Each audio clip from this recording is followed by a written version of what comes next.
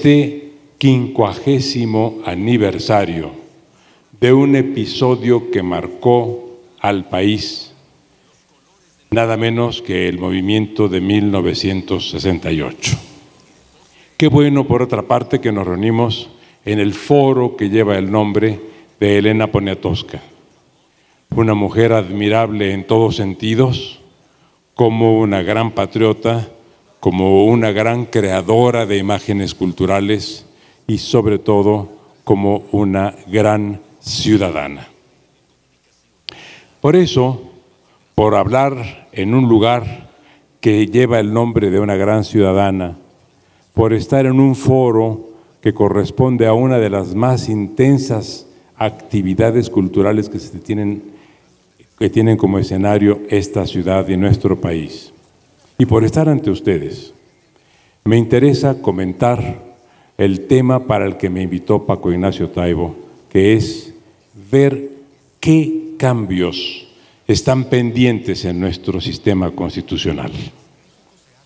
Desde luego, tengo que darle un contexto, el contexto del cincuentenario en el que nos encontramos en este momento.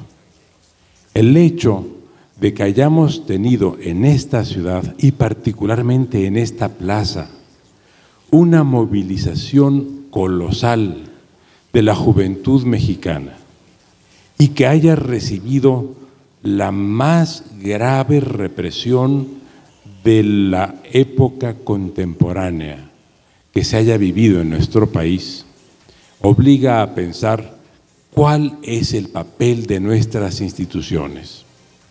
¿Qué había antes del 68? ¿Qué ocurrió después del 68? ¿Y qué queda pendiente en 2018? Bien, en 1968, lo que prevalecía en el país era, por un lado, la inconformidad con un sistema que resultaba limitativo de las libertades públicas. Por otro lado, un sistema opresivo que se había ensañado con los movimientos, particularmente con los movimientos sindicalistas.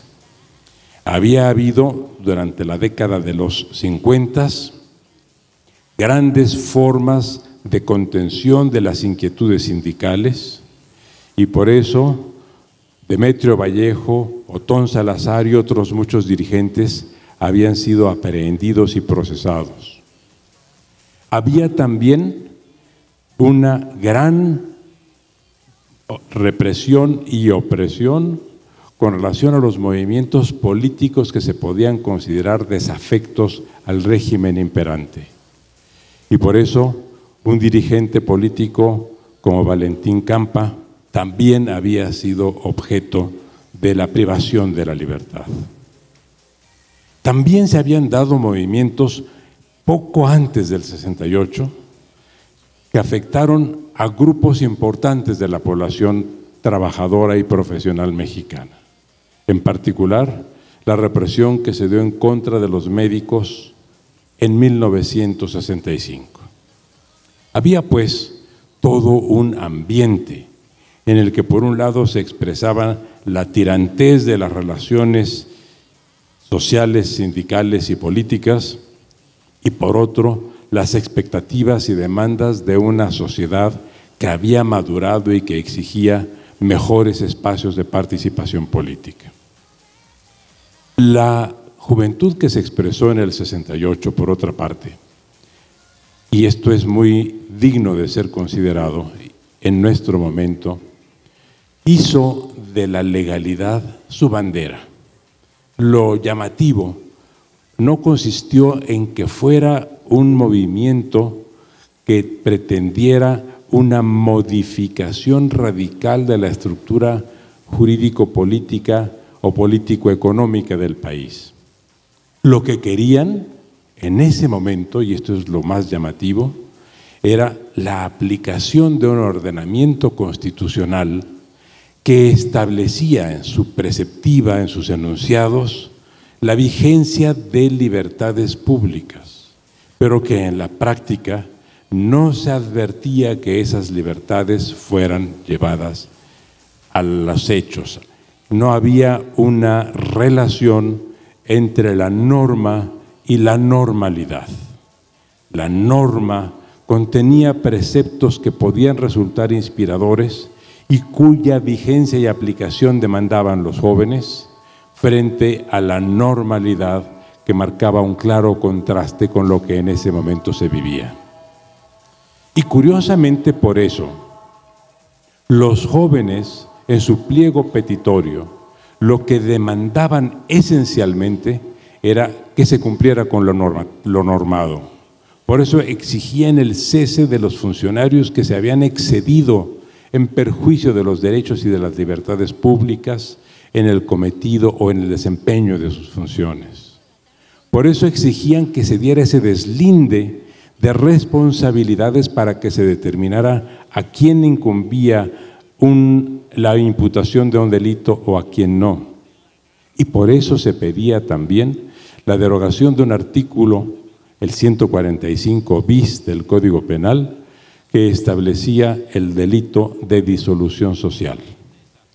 Este delito de disolución social había sido introducido al ordenamiento penal mexicano en 1941 en el contexto de la Guerra Mundial. Y en ese momento lo que se dijo era que cualquier acto de difusión de lo que se podía considerar una doctrina política subversiva sería sancionado con penas privativas de la libertad. Era discutible la vigencia de un precepto semejante en el contexto de la guerra, pero era absolutamente inaceptable en el contexto de una paz en un sistema que quería llamarse democrático. De manera que lo que se planteaba era absolutamente sensato, máxime si se tiene en cuenta que eran los puntos de exigencia formulados después de que se había dado una serie de episodios atentatorios de la vida, de la libertad y de la seguridad jurídica. Para entonces ya se habían dado los episodios tan impresionantes y devastadores como el hecho de que en la preparatoria aquí cercana de San Ildefonso, el gran portón virreinal hubiera sido objeto de un bazucazo. Bien, en estas condiciones sabemos lo que pasó el 2 de octubre y sabemos que se conmovió a la opinión pública internacional y que se lesionó profundamente a nuestro país. Hay quien dice que ese movimiento pudo haber estado inspirado por una conjura de la CIA o por una conjura del sistema soviético o de Cuba, o por las instigaciones que resultaban por el contraste y por la contención que se daba en la lucha por la sucesión presidencial, o por muchos otros agentes a los que se imputa esa misteriosa participación en la génesis del movimiento del 68. Haya sido lo que haya sido, y es probable que se hayan involucrado muchísimos intereses de toda la haya, el hecho sustancial medular consiste en que la protesta estudiantil fue resultado de un acto gravísimo como fue el que se produjo el 26 de julio del 68 con motivo de un enfrentamiento entre estudiantes, y que el crecimiento de este movimiento fue el resultado de la intimidación, de la coerción, de las múltiples formas de acosar a los jóvenes, de acosar a los profesores y de limitar o conculcar las libertades en el país. También se dice que ese movimiento no tuvo consecuencias, que no hubo, una vez dado el gran acto represivo del 2 de octubre, que no hubo nada que le diera ningún tipo de seguimiento y que tuviera, por tanto, la posibilidad de hablarse de una consecuencia institucional del movimiento del 68. Hablo de todo esto, señoras, señores, porque justamente este año y esta feria en particular está vinculada con la memoria de aquella época. Ahora bien, veamos qué fue lo que realmente ocurrió con el país y veamos qué ha ocurrido también después de esa época hasta la nuestra y qué nos queda pendiente. La primera gran reforma que se dio en el orden constitucional se produjo en 1970. Se trató allí de señalar o de edulcorar la relación con los jóvenes y fue disminuida la edad en cuanto a la mayoría o en cuanto a la edad ciudadana para votar de 21 años a 18. Pero no fue suficiente. De todas maneras, el fermento permaneció en el país y la exclusión de los disidentes fue una constante, a pesar de que también fue derogado el artículo 145 bis del Código Penal. Tuvieron que pasar varios años y llegar a 1977, 9 años después del movimiento, cuando la efervescencia del país, que no cesó a partir del 68 y que se fue incrementando a partir de los años 70, hicieron indispensable revisar la composición política nacional. Y fue entonces cuando se produjo la reforma política de 1977, por virtud de la cual, entre otras cosas, se levantó la proscripción en la que se encontraba el Partido Comunista desde 1919, fecha de su fundación. Se permitió entonces que el Partido Comunista y todas las fuerzas de izquierda del país pudieran participar institucionalmente en los procesos electorales. También se estableció un sistema de representación proporcional. En ese momento la Cámara de Diputados quedó integrada por 400 miembros, de los cuales 100 serían elegidos por el sistema de representación proporcional. Pero, de todas maneras, dentro de ese sistema o de esas 100 curules asignadas por representación proporcional, seguía teniendo participación el entonces partido hegemónico. Y se llevó la democratización incipiente a los municipios, estableciéndose que también en la integración de los ayuntamientos habría procedimientos de representación proporcional para la composición o integración de ese ayuntamiento, siempre y cuando se tratara de municipios de más de 300.000 habitantes. Esto relajó las condiciones políticas del país y permitió que se fueran encauzando de manera institucional las formas de participación que correspondían a quienes habían estado proscritos o marginados o incluso perseguidos durante décadas.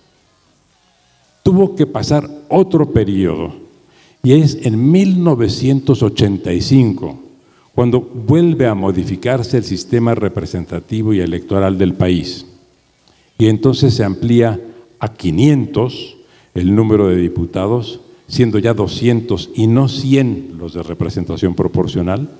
Se establecieron limitaciones para que el partido hegemónico participara en la distribución de esas 200 curules y se generalizó el sistema de representación proporcional a todos los ayuntamientos del país con independencia de su volumen o número demográfico. Aquí sí ya se da un siguiente paso y comienza a producirse en el país algo de la mayor importancia, y es que en los gobiernos municipales, en el hecho de que participaran todas las fuerzas políticas en cuanto a su integración por virtud del sistema de representación proporcional, comenzó a perderse el miedo a la democracia electoral. Y comenzamos a tener mayores espacios de libertad electoral, subrayo electoral, porque no es eso lo único que caracteriza a una democracia, con lo cual fue perfilándose una nueva actitud de la ciudadanía que confiaba en la capacidad de su voto para generar modificaciones en cuanto a la titularidad de los órganos del poder. Hoy, en 2018, hemos sido testigos todos, y también, y esto vale la pena subrayarlo, protagonistas, porque los protagonistas de este gran cambio somos nosotros, los ciudadanos. Hemos visto cómo solo con un papel en la mano hemos podido hacer los cambios que por mucho tiempo fueron aspiración de generaciones que vieron sistemáticamente frustradas sus legítimas ambiciones de democracia. Bien, podríamos decir que ya con esto los cambios han sido muchos. Podríamos decir que ya se ha fructificado el gran esfuerzo hecho en 1968, que fue precedido por muchas generaciones también de luchadores que no tuvieron eco en cuanto a las transformaciones institucionales, pero sí en cuanto a la forma de expresión de su lucha y de petición de mejores espacios para la democracia. Y podríamos decir que estamos viviendo en una época en la que la democracia está presente en nuestro país. Lo que lamento es decepcionarlos. Nuestra democracia sí es una democracia que se ha consolidado en el orden electoral. Como en todos los sistemas, sigue habiendo imperfecciones. Como en todos los sistemas, siguen dándose formas de impugnación con relación a algunos errores, desaciertos o incluso arbitrariedades y hasta formas de corrupción en la emisión del voto o en su captación o en su procesamiento, pero tenemos los instrumentos institucionales para corregirlos. Digamos que nuestra democracia electoral no es inferior a la que prevalece en otros estados democráticos del planeta. Repito, con todas las reservas que queramos tomar esto. Solo que hay un aspecto en el que tenemos que fijar la mirada. No todo en un sistema democrático depende del sistema electoral. Si nosotros caracterizamos las diferentes áreas de las que está compuesto un sistema constitucional, veremos que lo integran el sistema jurisdiccional o de justicia, el sistema representativo y el sistema de gobierno. Adicionalmente, el instrumento para acceder al gobierno o para acceder a los órganos de representación política es el sistema electoral. De estos 4 grandes sistemas, el electoral, el jurisdiccional, el legislativo o representativo y el de gobierno, solo hemos tenido avances significativos en el electoral. Aún así, el propio sistema electoral está manifestándose como insuficiente frente a los planteamientos de una sociedad robusta, una sociedad cada vez mejor informada y una sociedad que quiere cada vez tener más instrumentos de participación y de involucramiento directo en la gestión de los asuntos públicos. Esto, a lo que se llama democracia participativa, es algo que todavía no conseguimos desarrollar al completo. Ya hay algunos trasuntos, ya hay algunas instituciones en la propia Constitución de la República y en muchas constituciones de los estados. Se prevén, entre otras cosas, los procedimientos de consulta popular, que es una síntesis de lo que se denomina plebiscito o referéndum. El plebiscito es una consulta de carácter político en la que participan los gobernados. El referéndum es una consulta de carácter legislativo en la que también participamos los gobernados. El sistema constitucional mexicano englobó estas dos modalidades en un solo enunciado y habla en la Constitución, en el artículo 35, de consultas populares. Esto ya está ahí, pero todavía no se instrumenta y no se aplica. Otra forma de participación es la iniciativa popular. Sí, los ciudadanos podemos formular iniciativas de reformas a la ley, pero los niveles de acceso a esa iniciativa son extremadamente complejos, sobre todo por el número de personas que se requiere que suscriban una iniciativa. Y por tanto, aunque está prevista en la Constitución, ambas modalidades, la consulta popular y la iniciativa popular, se mantienen más bien como enunciados abstractos, una vez más, formando parte de la norma, pero todavía no de la normalidad. Ahora, hay otras formas de darle mayor participación a los ciudadanos que cabrían dentro del sistema electoral, pero ahí nos encontramos con enormes resistencias por parte de las jerarquías de los partidos políticos. La forma más frecuente para que el ciudadano tenga una mayor intervención por lo que respecta a los procesos electorales consiste en que todo el elenco de candidatos que son presentados para ser elegidos por el procedimiento de elección o de, digamos, por el procedimiento indirecto digamos, de representación colectiva en los órganos colegiados que son el Congreso de la Unión, los Congresos de los Estados y los ayuntamientos. En este momento, repito, todas esas listas que corresponden a la elección y asignación de cargos de manera proporcional, corresponden a listas que los partidos presentan, lo mismo para los congresos locales, para el Congreso de la Unión o para los ayuntamientos, en las cuales los propios partidos jerarquizan el orden de asignación de los cargos a partir del número de votos que esos partidos reciben. De manera que la representación proporcional existe, pero en ella no intervenimos los ciudadanos. La representación proporcional ha servido para que las dirigencias de los partidos consoliden sus respectivos poderes hegemónicos dentro de la estructura de cada organización política. ¿Qué quiere decir esto?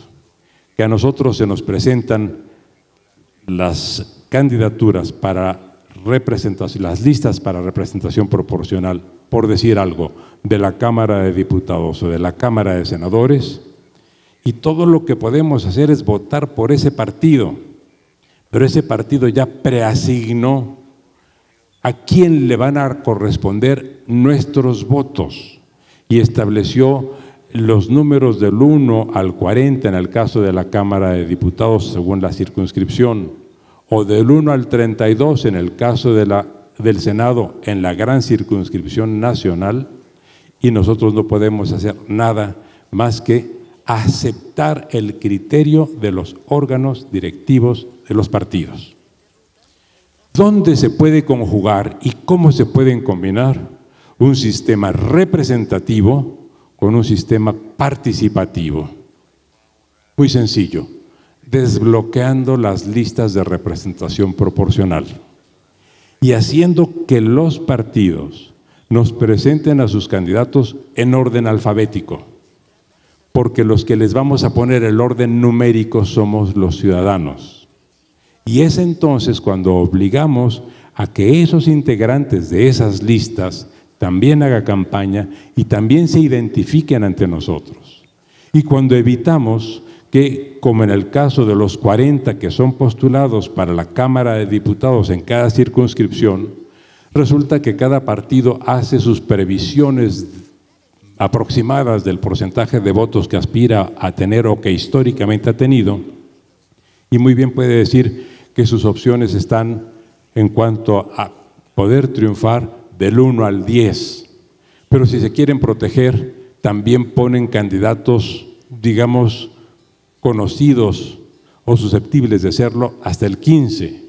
Pero de ahí para abajo, los propios dirigentes de los partidos suelen no tener noticia ni siquiera de quienes son candidatos de sus propios partidos, que aparecen en el lugar 20 o en el 25 o en el 30 o mucho menos en el 40 de la lista de diputados. Y esto hace que la democracia sea poco seria, y esto hace que los dirigentes de los partidos tengan un poder concentrado enorme. Para que los 40 candidatos sean realmente eso, 40 opciones, los ciudadanos necesitamos que la lista venga desbloqueada y que seamos nosotros los que asignemos el número que corresponda, según nos interesen, a los diferentes candidatos. Bien, aquí como ustedes pueden ver, todavía hay tela de dónde cortar en el sistema representativo. Perdón, en el sistema electoral. Pero si vamos a los otros sistemas, si vamos al sistema representativo, al sistema jurisdiccional y al sistema de gobierno, veremos que las condiciones son todavía más deficitarias. De los tres sistemas, el que más cambios ha tenido es el sistema representativo, fundamentalmente por lo que respecta a su integración. Ya dije a ustedes, pasamos de 400 en 1977 a 500 en 1985. Antes de eso eran 176 y habían llegado a 180 y tantos conforme al sistema electoral previo. De manera que sí se multiplicó el número de diputados y también el número de senadores.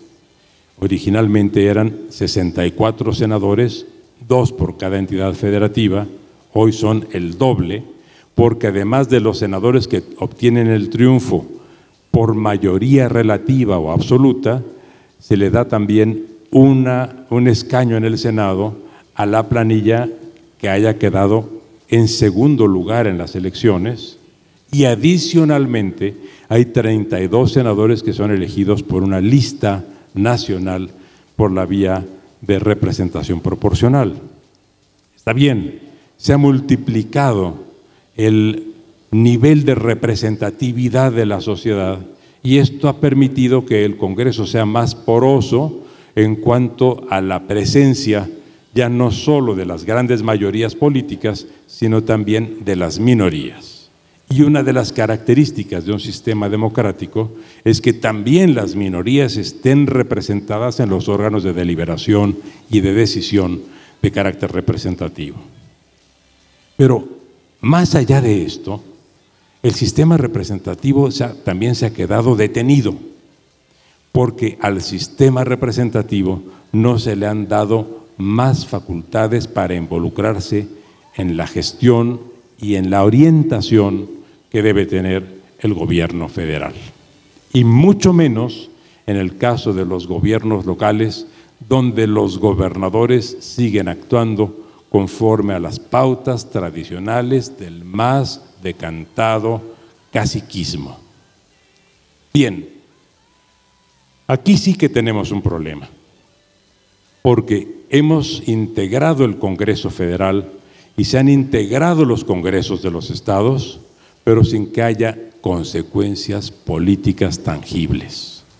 Y entonces nos encontramos una vez más con un enunciado rimbombante que habla del fortalecimiento del poder legislativo, pero con una realidad en la cual ese poder legislativo tiene realmente una presencia muy disminuida. Voy a poner a ustedes algunos ejemplos y a subrayar la importancia que tiene el fortalecimiento o el cambio del sistema representativo. En primer lugar, el Congreso, voy a hablar en este caso solo del Congreso de la Unión, todos los días ambas cámaras aprueban varias, incluso decenas de puntos de acuerdo. Son aspectos con relación a los cuales se ponen de acuerdo los diferentes integrantes del Congreso, de la mayoría y de las minorías, y estos puntos de acuerdo están dirigidos por la vía de comunicación al gobierno correspondiente. Estos puntos de acuerdo jamás son objeto de la menor atención, ni siquiera reciben una respuesta por parte de los órganos del gobierno a quienes van dirigidos. Los puntos de acuerdo por lo general se refieren a las propuestas que los legisladores o representantes populares hacen acerca lo mismo de servicios públicos que de extensión o cumplimiento de derechos de los gobernados. Pero esto tampoco es todo. Esto podría considerarse como un trámite estándar en cualquier sistema constitucional que no tiene relevancia, me refiero a los puntos de acuerdo, porque hay aspectos en los que sí incide el Congreso o la representación política. Y aquí es donde también encontramos cuestiones que nos afectan a todos nosotros, que no nos son ajenas ni como colectivo social ni como personas en lo individual. Los congresos en los sistemas democráticos intervienen en la determinación de las políticas del Estado. Si el Estado determina una política específica para la juventud, o para la niñez, o para la vejez, o para las mujeres, o para los trabajadores, o para las personas que se encuentran en situación de minusvalía, para quienes quiera que sean como grupos sociales, o si el Estado adopta políticas de carácter transversal que afectan o benefician a toda la ciudadanía, como las de carácter ecológico o como las que tienen que ver con la administración del agua, por ejemplo, allí, en esas políticas, lo habitual en una democracia bien construida y madura es la política aplicable es la que se decide y finalmente recibe la aprobación mayoritaria en el respectivo Congreso o Parlamento.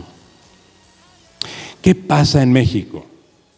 Que ni siquiera las políticas llamadas del Estado no solo no son discutidas en el Congreso, sino que ni siquiera son aprobadas por un colectivo al que podamos llamar gobierno.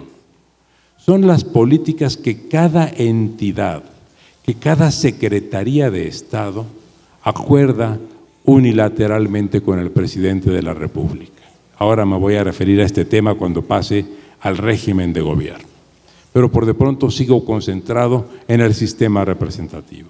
El sistema representativo no participa en la definición de las políticas públicas. Esto es, nuestros representantes no tienen ninguna injerencia en las políticas que están destinadas a sernos aplicadas a cada uno de nosotros, ni en lo que respecta a salud, ni a cultura, ni a deporte, ni a trabajo, ni a ambiente, ni a servicios públicos, a ninguno. Ahora, como consecuencia de que no intervienen en la definición de las políticas públicas, resulta que tampoco intervienen en la forma como los encargados de aplicar o cumplir esas políticas se desenvuelven. Y entonces nos encontramos que puede haber un secretario de comunicaciones que haga y deshaga con los recursos del país, que determine libremente qué carreteras, qué presas o qué veredas se hacen, que asigne los contratos a sus amigos o a sus socios, que incluso fracase en muchas asignaciones y se produzcan hoyancos y socavones y que muera gente, y a esa persona no le pasa nada. Bueno, esto es parte también de la debilidad del sistema representativo. Lo que debe darse y lo que se nos debe como ciudadanos es que las políticas públicas sean discutidas discutidas por nuestros representantes y que acto seguido las acciones realizadas por el gobierno para dar cumplimiento a esas políticas públicas también sean evaluadas por nuestros representantes. Y finalmente, como tercer peldaño, que con motivo de esa evaluación, nuestros representantes permitan que quienes llevan a cabo las políticas públicas o las instrumentan, sigan haciéndolo si es que lo llevan en buenos términos, o sean destituidos mediante una moción de censura cuando no estén cumpliendo satisfactoriamente con las expectativas sociales y con las responsabilidades políticas que han contraído. Nuestra Constitución establece, sí, un juicio político, pero solo para quienes directamente han infringido normas vigentes, no para quienes han incumplido responsabilidades de carácter administrativo y político en el desarrollo de sus funciones. Como ven, le falta mucho a nuestro sistema representativo. Le falta aprobar los programas que corresponden a las políticas públicas, les falta evaluar los programas de políticas públicas y les falta discutir y, en su caso, revocar a quienes tienen a su cargo la implementación de esas políticas públicas. Cuando se tiene eso, ya se cuenta con una democracia avanzada. Pero también dije a ustedes que además del sistema representativo y del sistema electoral a los que ya me referí, está el sistema jurisdiccional. Y aquí nos encontramos con que también ha sido objeto de múltiples cambios y sin duda de avances. Hoy tenemos la posibilidad de que las leyes inconstitucionales puedan ser controvertidas, se tiene la posibilidad de que mediante las acciones de inconstitucionalidad o las controversias constitucionales, todo aquello que sea reputado como inconstitucional por nosotros los gobernados, por otros gobernantes o por los miembros del propio Congreso, sea impugnado ante la Suprema Corte de Justicia de la Nación. Pero, aunque se han resuelto estos aspectos que podríamos llamar de macrojusticia, perdonen ustedes que utilice este neologismo un poco forzado, hay algo de lo cual somos testigos todos, de los cuales somos víctimas todos, que se llama acceso a la justicia. ¿Cuántos de nosotros, aquí presentes en este espacio, hemos tenido problemas que requerirían la sujeción para la controversia a la decisión de un juez? ¿Cuántos hemos necesitado, cuántas veces el asesoramiento e incluso el patrocinio de un abogado? Y no se los pregunto porque no se trata en este momento de que tengamos aquí una expresión colectiva, pero ¿cuántas veces que hemos necesitado esto, hemos encontrado la respuesta profesional adecuada?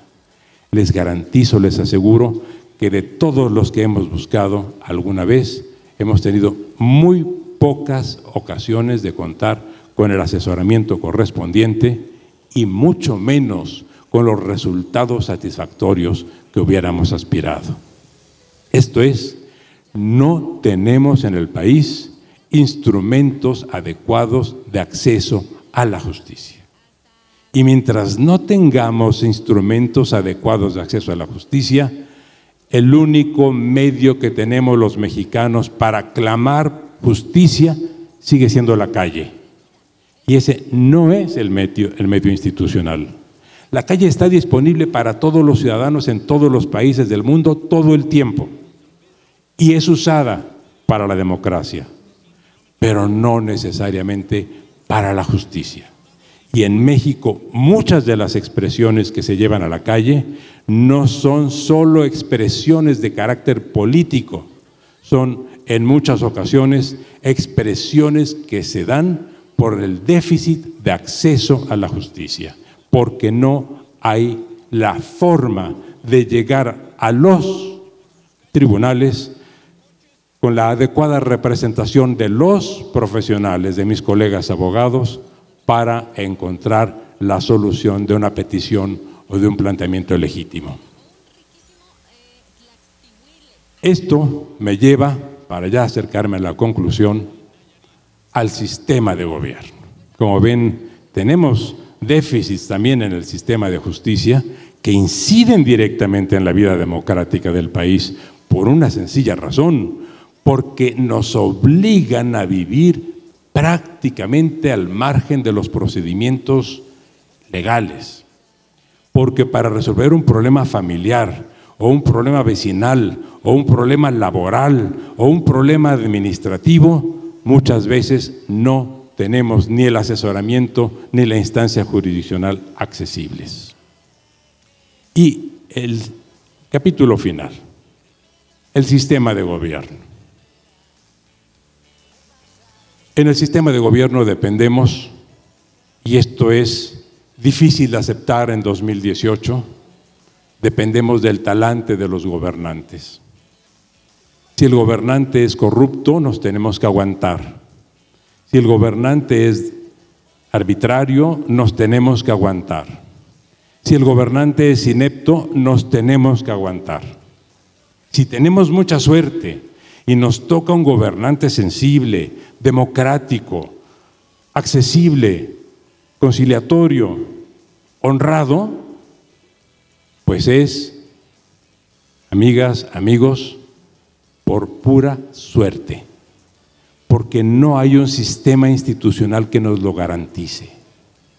De manera que lo mismo nos puede salir uno muy bueno, que nos puede salir, y nos han salido, muy malos. ¿Y qué hemos podido hacer? Absolutamente nada. Esto significa que en México todavía tenemos una grave laguna en cuanto a la organización del poder y al funcionamiento del poder, que se enuncia con una máxima muy sencilla: no se puede ejercer el poder político sin responsabilidad política. Esto es, quien ejerce una función tiene que ser evaluado en cuanto al desempeño de su función, y si no la lleva a cabo adecuadamente, debe ser removido de su cargo. Y no estoy hablando del presidente de la República, estoy hablando de quienes colaboran con el presidente de la República. ¿Cómo se consigue esto en un sistema constitucional? Con mecanismos muy sencillos. El primero, el poder no reside en una sola persona. Nuestra Constitución sigue diciendo desde 1824 que el supremo poder ejecutivo de la Federación recae en una sola persona llamada Presidente Constitucional de los Estados Unidos Mexicanos. ¿Y esto qué significa? Que el poder está concentrado en eso, en una sola persona. ¿Cómo se organiza el gobierno en un sistema democrático? Porque esto correspondía efectivamente a lo que se usaba y era habitual en el siglo XIX, pero resulta que estamos en el siglo XXI. En el siglo XXI sí hay un jefe de gobierno, pero hay un gobierno abajo de él. En México la Constitución no establece la figura del gobierno. Ese gobierno suele estar integrado por un órgano colegiado llamado gabinete. Y ese gabinete está ausente de nuestro sistema constitucional y ausente de nuestro sistema legal. De suerte que las decisiones en las que participa cada uno de los secretarios de Estado se convienen estrictamente entre él y el presidente de la República y no se discuten con los demás integrantes del gabinete. ¿Y a qué nos ha llevado esto? Nos ha llevado a que en México hay un presidente, jurídica y constitucionalmente hablando, y hay a su lado un personaje que es el que toma todas las decisiones cruciales, que se llama secretario de Hacienda. Ese secretario de Hacienda es el que asigna las partidas que corresponden a cada ramo de gasto del Estado y es el que determina qué tanto aumenta o qué tanto disminuye en cada periodo fiscal. De suerte que si hay un secretario de Hacienda más fuerte o más influyente o más orientado a determinadas áreas de gasto, eso es lo que se lleva a cabo. No se discute en un gabinete el presupuesto y no se discuten, por tanto, ni las políticas públicas a las que ya me referí, ni la financiación de esas políticas públicas, diciéndose la prioridad es educación, o la prioridad es la juventud, o la prioridad es la salud, o la prioridad es el ambiente. Cualquiera que sea la prioridad o cualesquiera que sean las prioridades, no forman parte de una discusión colectiva y responsable. Y aquí nos encontramos con que hay un claro déficit por parte de nuestro sistema constitucional. Y esto se traduce en lo que ya había comentado con ustedes en un principio.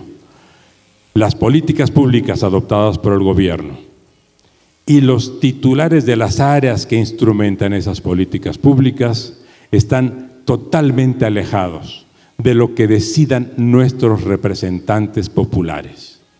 Esto genera irresponsabilidad política y lo hemos visto y sobran los ejemplos no históricos, que desde luego son muchísimos, los ejemplos de este tiempo nuestro en los que hemos visto el fracaso ostensible de numerosos funcionarios públicos ante los cuales no existe la mínima posibilidad de establecer la corrección adecuada. Y segundo, con lo que termino porque ya va a ser la hora en la que entregue este micrófono en un par de minutos. Hay un axioma en la democracia que consiste en que la mayoría gobierna y la minoría controla. Cuando tenemos un gobierno que dispone de mayoría en el Congreso y no hay minorías que controlen a esa mayoría, a lo que propendemos es a grandes distorsiones en el cumplimiento de las labores públicas. Si se tiene la suerte, vuelvo otra vez a ese tema, de que haya gran sensibilidad y receptividad por parte de quienes integran la mayoría de gobierno, que no tienen ningún control por parte de las minorías en el Congreso, podemos sentirnos afortunados. Pero si nos ocurriera lo contrario, dentro de 6 años, o 12, o 18, o 24, y no tenemos el instrumental institucional, como no lo hemos tenido ahora, ni hace 6 años, ni hace 12, ni hace 24, para remediar los desaciertos de quienes gobiernan, entonces seguiremos a expensas de la fortuna y no sujetos a la decisión de la mayoría y de la democracia. Como ven ustedes, para concluir nuestro sistema democrático, para darle redondez y plenitud, todavía nos falta camino. Llevamos ya 50 años en él. Esperemos que no tengan que pasar otros 50 para que encontremos las soluciones que nos permitan decir México es una gran democracia, de la misma manera que hoy podemos decir con orgullo México es un gran país. Muchas gracias a todos.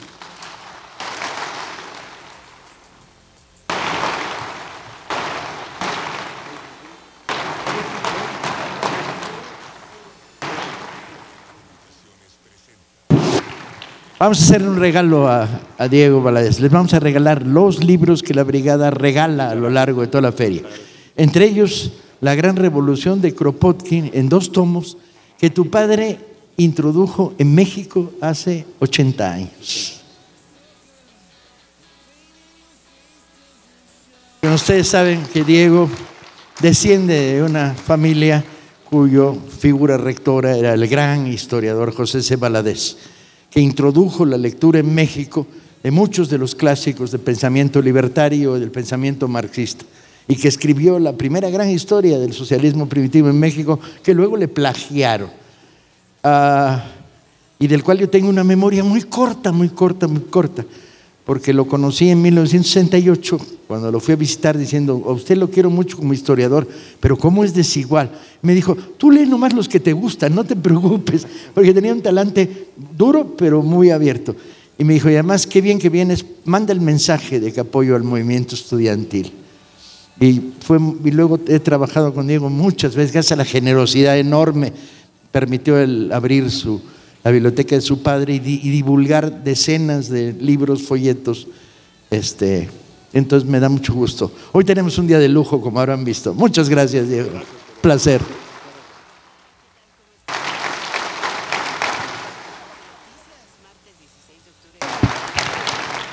Compañeros, en este momento